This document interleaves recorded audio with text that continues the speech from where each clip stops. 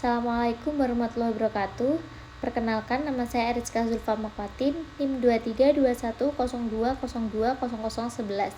Di sini saya akan menjelaskan tentang perbedaan gugatan biasa dan gugatan sederhana dalam sengketa ekonomi syariah di pengadilan agama.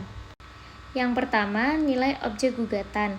Dalam gugatan sederhana, nilai gugatan material paling banyak 500 juta.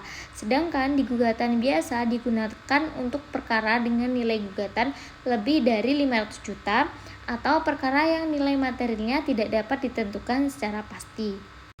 Yang kedua, pembuktian dan sifat perkara. Gugatan sederhana biasanya hanya dapat diajukan untuk perkara yang pembuktiannya sederhana. Jika dalam prosesnya hakim menilai pembuktian tersebut sangat rumit, maka hakim dapat mengeluarkan putusan untuk memeriksa perkara tersebut melalui gugatan biasa. Sedangkan di gugatan biasa digunakan untuk perkara dengan pembuktian yang kompleks, melibatkan saksi, ahli, atau dokumen-dokumen yang membutuhkan analisis mendalam. Yang ketiga, jangka waktu penyelesaian. Dalam gugatan sederhana harus diputus paling lama 25 hari sejak sidang pertama. Sedangkan gugatan biasa waktu penyelesaian maksimal 5 bulan di tingkat pertama. Yang keempat, kompensasi majelis hakim. Dalam gugatan sederhana diperiksa dan diputus oleh hakim tunggal, sedangkan gugatan biasa diperiksa dan diputus oleh majelis hakim biasanya terdiri dari 3 orang. Yang kelima, domisili para pihak. Dalam gugatan sederhana, penggugat dan tergugat harus berada dalam satu daerah atau satu wilayah. Jika tergugat berada di luar daerah atau wilayah tersebut, penggugat dapat menunjuk kuasa hukum yang beralamat di wilayah hukum tergugat.